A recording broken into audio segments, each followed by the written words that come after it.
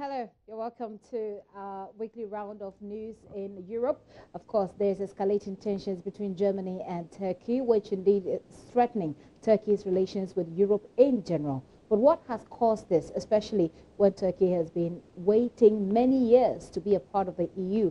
Today, we want to educate you a bit on Turkish-EU relations, focusing on Germany. And Thomas Farrow is here, as usual, connecting with us all the way from Germany.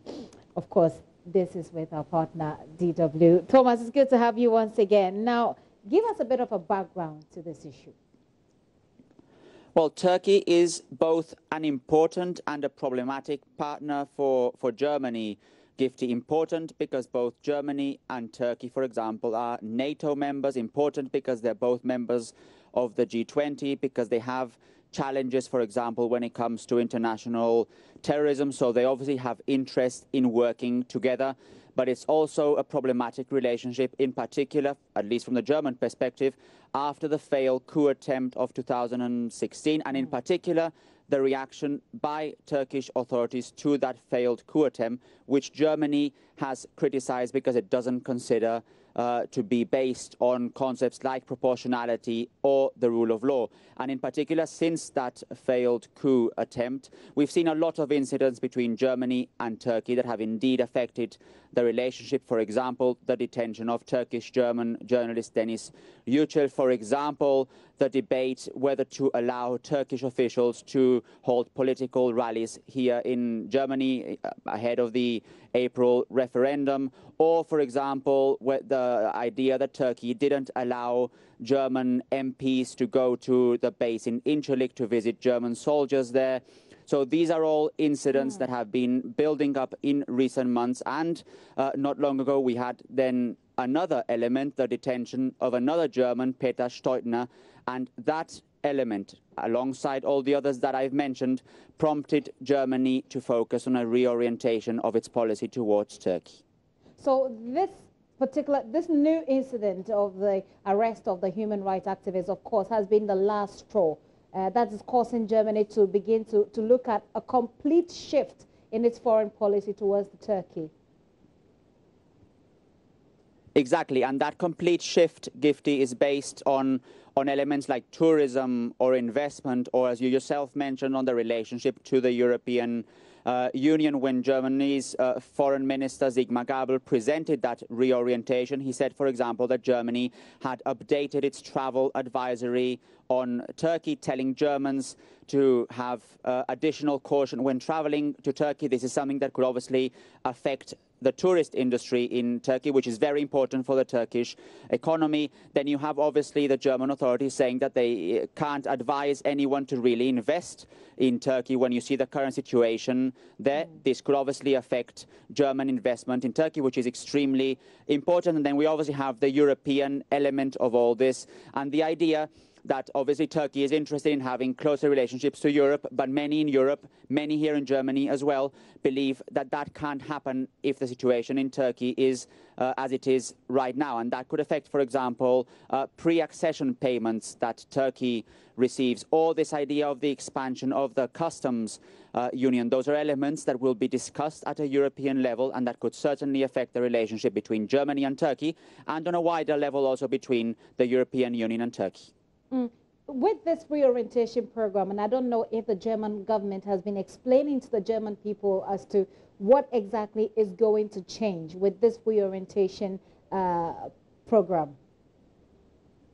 Well, as I mentioned, things will certainly change, for example, especially if Germans are planning to visit Turkey. They normally look at these travel advisories for Turkey or for other countries, and if they see that they have to have additional caution when traveling, they might think twice before going to Turkey. But there's also an additional element that has to be taken into consideration when we talk about the relationship between these two countries, and that's the fact that there is a very large diaspora. There's a very large community of people of Turkish origin here in Germany, around 3 million people of Turkish origin. Around 1.4 of those have also Turkish passports, so they can vote, for example, in Turkey's election. And German politicians are very concerned that the situation in Turkey could also be somehow exported from Turkey to Germany, and the tensions could be also seen here in the country. So in every policy matter that Germany develops when it comes to Turkey, they take into consideration the very important Turkish community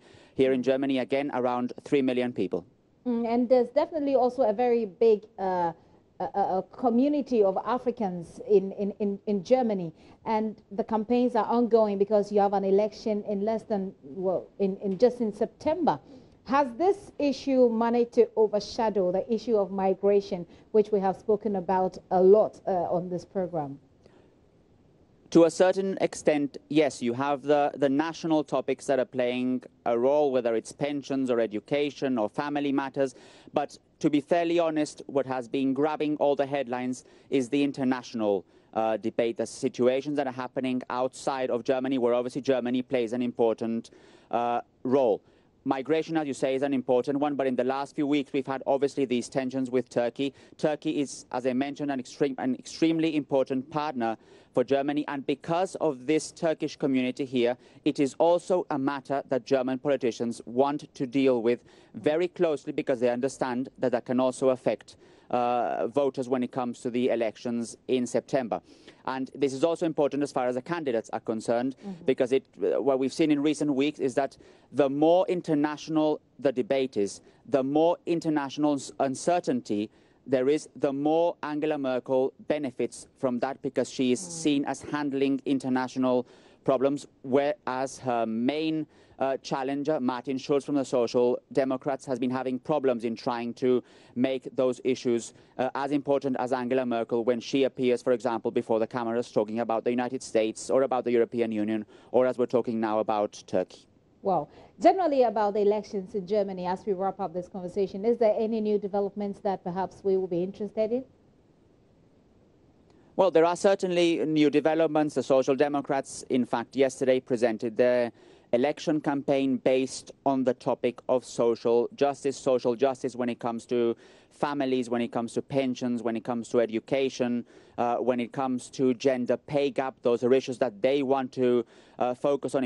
In fact, there was some sort of criticism that they didn't focus on the international issues as much yesterday when they presented it, but they did say that these issues, the international issues, will also be part of the election campaign in the next few weeks, as the main candidate, Martin Schulz, takes to the road in various German cities to discuss his most important proposal. That's also something that Angela Merkel will be doing. So in the next few weeks we will certainly have a lot of debates, not only about internal politics here in Germany, but also about foreign policy and what that means, for example, with the relationship to Turkey, or, as we've spoken before, Gifty, with the relationship to African countries.